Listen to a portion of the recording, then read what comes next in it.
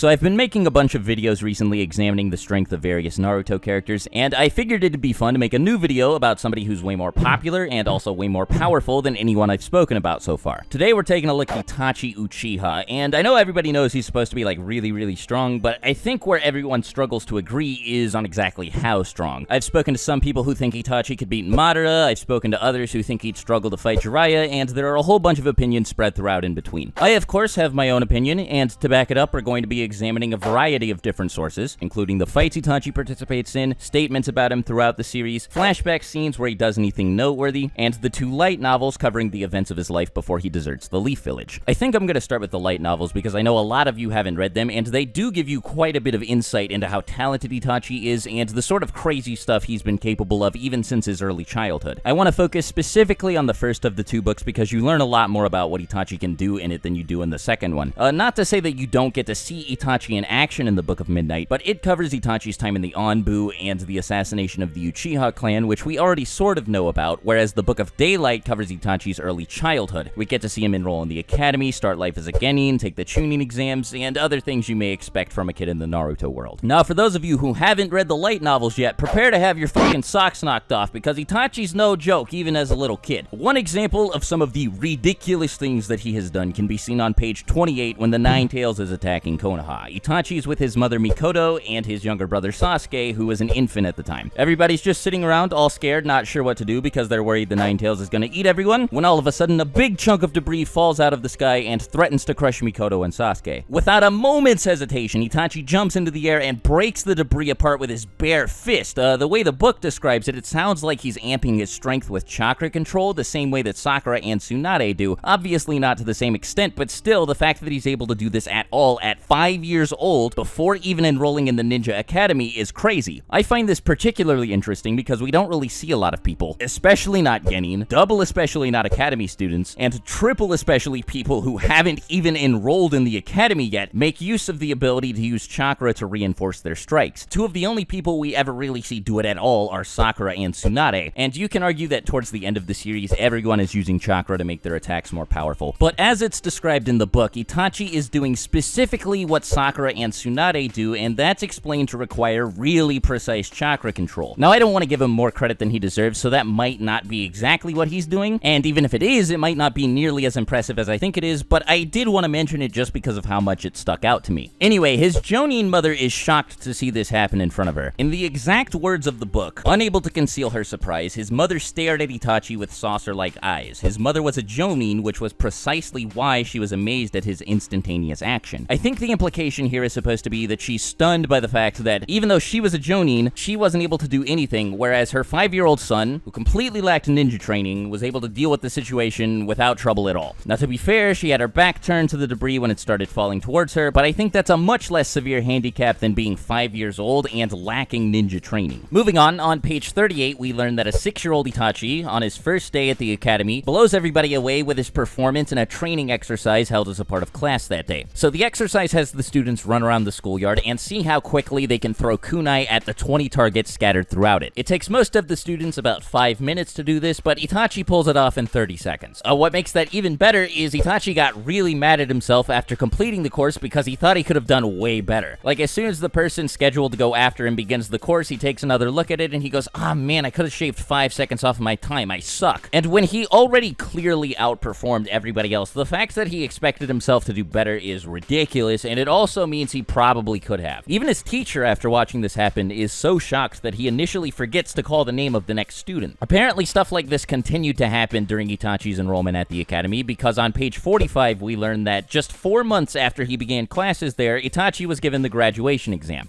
Surprise, surprise, he passes it, and he's allowed to graduate the following year. Later in the book, after Itachi becomes a genin, during an encounter with Obito on page 81, we see him resist the effects of Obito's Genjutsu. Now, this is only important because with him were 2 members of the Guardian Shinobi 12, a Jonin, and 2 genin, one of whom was a Genjutsu specialist. The Guardian Shinobi 12, the Jonin, and one of the genin are all caught in this Genjutsu, and the only people who are able to resist its effects are Itachi and his Genjutsu specialist teammate. And for those of you who are prepared to say, "Oh man, that's not a surprise, Itachi's always been really good at Genjutsu," at this point in the book, it's not really implied that Itachi can use Genjutsu that well. As a matter of fact, when this fight happened, Itachi hadn't even awakened the Sharingan yet. It's actually the death of his teammate that happens during this fight that prompts Itachi's Sharingan to manifest for the first time. The only reason I'm clarifying is because that means an 8-year-old Itachi, without the aid of the Sharingan, was able to resist the effects of a Genjutsu that caught 2 of the Guardian Shinobi 12 and a Jonin. No matter how you slice it, I think that sounds pretty impressive, but maybe that's just me. Now, the next thing I'm going to talk about is, without question, the most ridiculous thing that he accomplishes in the entire book. So the book informs us that Itachi continues to do really well in missions and is basically backpacking his team, but despite that, his Jonin just keeps refusing to recommend him for the Chunin exams. The reason appears to be that he's confident in Itachi's abilities, but not in the abilities of his 2 teammates. So to circumvent this, Danzo, yes as in the leader of Root and the Foundation Danzo, personally requests that the then 9-year-old Itachi be allowed to take the Chunin exams by himself. Itachi's father, Fugaku, agrees with the suggestion, so Itachi goes on to ace the written exam. He actually gets the 2nd highest score of all time, next only to Minato's, before setting a record for the time taken to get to the tower in the center of the Forest of Death with both a Heaven and Earth scroll in his possession. Now, the interesting thing about this, of course, is that the previous record had been set by a team of 3 people, and all of Itachi's enemies in the Forest of Death were working as part of 3-man teams. Yet Itachi entered the Chunin exams by himself at 9 years old and still set this record anyway. As you'd expect, this of course means that he had to fight a team of 3 people, beat them, and take their scroll, which is exactly what he did. On his way to the tower, he gets jumped by a team of 3 Mist Ninja and deals with them absolutely no problem. Then, after clearing the Forest of Death, Itachi performs so well in the first round of the Chunin exam tournament that he's allowed to skip the rest of the bracket and is immediately promoted to Chunin. It goes without saying that this is really dumb. Like, it sounds like I'm fucking making it up, but I promise you this is actually what happens in the book. Itachi's just ridiculous, and what makes this even better is the book says that only 5 months after his promotion to Chunin, due to his incredible performance during his time as a Chunin, he was then promoted again to a member of the Anbu Black Ops. Some other notable things that Itachi accomplishes before his debut in Part 1 include being handpicked for the extermination of the Uchiha clan, overpowering Orochimaru when the latter tries to steal his body, and basically toying with Deidara while recruiting him to join the Akatsuki. He does all of this during his early to mid-teens at the latest, since when he leaves the Leaf Village to join the Akatsuki, he's only 13 years old. Another thing worth mentioning is that both Orochimaru and Deidara were either shown or stated to be Kage level at some point. Orochimaru was a candidate to become the 4th Hokage and later went on to kill the 3rd Hokage, and Deidara successfully defeated and captured the 5th Kazekage Gaara. Of course, Deidara was probably way stronger when he fought Gaara than when he fought Itachi, but Orochimaru had been nominated to become Hokage long before he lost to Itachi. Now, I think that covers all of his off-screen background, so let's move on to the stuff that we actually get to see him do. The first major fight that he participates in is against a team of Kakashi, Kurenai, and Asuma, and it gives us a surface-level glimpse into his arsenal and the skill that he possesses in various areas of combat. We learn that he's at least a little proficient with Genjutsu, given how he completely resists the effects of the one that Kurenai tries to cast on him, and that he subsequently turns the tables on her and traps her in a Genjutsu instead. We also get to see him use a couple different ninjutsu, including a water-style jutsu that never receives a name, and a variant of the Shadow Clone Jutsu where the clone created by the user detonates on command. The most iconic scene from the fight, of course, is the debut of Tsukuyomi, a Genjutsu so powerful that despite the fact that it was first shown near the beginning of the series, it's still considered one of the strongest Genjutsu ever after the series conclusion. Now, all that said, the fight's pretty short, and it's hard to infer from it what Itachi's full power is, but considering his opponents, his performance and the apparent lack of effort on his part make it very clear that he's far beyond Jonin level. Itachi's next fight isn't really important at all, it's just him beating the shit out of Sasuke, but we do get our first glimpse at Amaterasu here. Unfortunately, we don't learn anything about how it works, but we can see that it's enough to impress Jiraiya and that it eats through the insides of the toad that he summons. Something that gets brought up frequently is that Jiraiya allegedly forced both Itachi and Kisame to retreat here, but after taking one look at this manga page, it becomes clear that they didn't really have to go anywhere. Kisame is pretty confused as to why Itachi chose to leave, and furthermore, it's very likely that he just didn't want to engage Jiraiya because he was working undercover for the Leaf Village. The idea that base Jiraiya is too strong for both Itachi and Kisame to handle is a bit ridiculous too, especially considering some of the stuff we see them do later in Shippuden. Speaking of Shippuden, after this fight, we don't get to see Itachi in action until its first arc. To hold Team Kakashi at bay while the Akatsuki seals Shukaku inside of the Geto statue, Itachi challenges the members of Team 7 with a clone containing 30% of his chakra. Even though the clone is obviously substantially weaker than Itachi, it takes the combined forces of Naruto and Kakashi to land a clean hit on it. More importantly though, during this fight we learn that Itachi can trap people in Genjutsu simply with a point of his finger. He doesn't even need to establish eye contact. The last fight Itachi partakes in before his death is against Sasuke, and this is one of the most popular fights in the series. I'm pretty sure many of you have seen it a bunch of times, so I don't think I need to spend too much time going over it. But what's noteworthy about this fight is, as many of you know, Itachi was basically blind and was also near death due to his sickness, and according to Obito, he still could have easily killed Sasuke had he been trying his hardest. This is the same Sasuke who defeated Deidara without much trouble, at least not much trouble if we're not counting his suicide bomb at the end. So considering the gigantic strength disparity between Itachi and Deidara that this indicates, it means that he's obviously way beyond Kage level and paints him as one of the strongest members of the Akatsuki. During this fight, we also get to see him use the Susanoo for the first time, and we learn that his Susanoo possesses the Yada Mirror, which can reflect all forms of physical attacks, and the Totsuka Blade, which can indefinitely seal anything it pierces. Now, when Itachi is revived by Kabuto during the 4th Shinobi World War, that's when we actually get to see him put in some effort. It's brief because it only happens during the fight against Naruto and Bee, and then subsequently during the fight against Nagato, but it's still really cool that we get to see him cut loose for once. He doesn't do too much in this fight, or these fights. I'm not really sure if this counts as 1 or 2 since he changes teams. But anyway, what he does do is pretty major. At the beginning of the fight, he swaps hands with Kyuubi Cloak Naruto, which is a really big deal because right before this fight, we find out that this Naruto is faster than the Raikage. Of course, it's possible that Naruto wasn't moving at full speed when this happened. In fact, it's very likely. But keeping up at all with someone who was at that point one of the fastest characters in the series is definitely worthy of praise. Later in the fight, when he switches sides and helps Naruto and Bee fight against Nagato, he basically carries both of them. The two are seconds away from death when Itachi swoops in and saves them with his Susanoo, and he's the one who ends up dealing the finishing blow to Nagato by sealing him with the Totsuka Blade. Itachi's last fight is against Kabuto with Sasuke at his side, but it's difficult to gauge his strength from this because both he and Kabuto were holding back. Kabuto had to hold back because he didn't want to kill Sasuke, and Itachi had to hold back because he couldn't afford to kill or seal Kabuto, as that would leave no one to release the Edo Tensei. To be fair, of course, there's not much that Itachi could have done to beat Kabuto, but a single poke from the Totsuka Blade would have gotten him the win, and whether or not he actually could have touched Kabuto with the Totsuka Blade is arguable, but like I said, given the circumstances, it's difficult to tell. Still, even though both he and Kabuto were holding back, he managed to catch Kabuto with Izanami, allowing him to release the Edo Tensei and nearly end the war. So now that everything's on the table, it's time to answer the question posed in the title of the video. How strong do I think Itachi is? To be blunt, I think he's one of the strongest characters in the series, but that's not super precise, so let me be more clear. Itachi is one of the most skilled users of both ninjutsu and genjutsu, and he has incredible skill with taijutsu as seen in his brief clash with Kyuubi Naruto. His arsenal is made up of some of the most overpowered broken shit in the Naruto-verse, including exploding shadow clones, genjutsu that can be cast with the point of a finger, Tsukuyomi, Amaterasu, the strongest fire-style jutsu of all time, and a Susanoo that wields an indestructible shield and a sword that can seal anything it touches. He has so many methods of dealing with potential threats that it's really unlikely that he'll ever find himself in a situation he can't get himself out of. But he's the definition of a glass cannon. His main weakness is his complete lack of stamina, so while he's easily able to deal with most of the opponents that might cross his path, if he's unable to do it quickly, he runs the risk of draining himself of chakra and tiring himself out. It's not a huge weakness though, since he's shown he's more than capable of taking opponents out quickly, and if we're talking about Edo Tensei Itachi, it's not even present in the first place. If I had to explain how strong I think he is by comparing him to other characters, I'd say he's the 3rd strongest member in the Akatsuki, and if he were to become Hokage, I think he'd be the 4th most powerful behind Naruto, of course, Hashirama, and Minato. I think he's weaker than Obito just because Kamui's broken, and he's definitely weaker than Nagato, and I mean, you could maybe argue that he might be able to beat the 6 Paths of Pain in his prime. In my personal opinion, I think that the 6 Paths would overwhelm him because someone with low stamina like Itachi just isn't built to take someone like that on. But that's a can of worms I don't really feel like opening. I don't feel like going super into detail about the topic, but I did want to put my position out there. I definitely don't think he's anywhere close to as strong as Madara. He has an insane amount of versatility, and the Totsuka Blade Yada Mirror combination is very powerful, but Madara is a completely different beast, and maybe I'll make a video covering him at some point in the future. Speaking of that, if you guys want me to make this into a more recurring series where I discuss the strength of other characters, let me know in the comments because I had a lot of fun making this video as well as the others. Make sure you also let me know who else you want to see a video on, and if I see enough support for any given character, I'll definitely make sure to cover them. Anyway, thanks as always for watching the video all the way to the end. If you're new here, consider subscribing to get updates when I post new videos. Make sure you have a great rest of the day, and until my next video, I'll talk to you later. Swagkage out. Bye.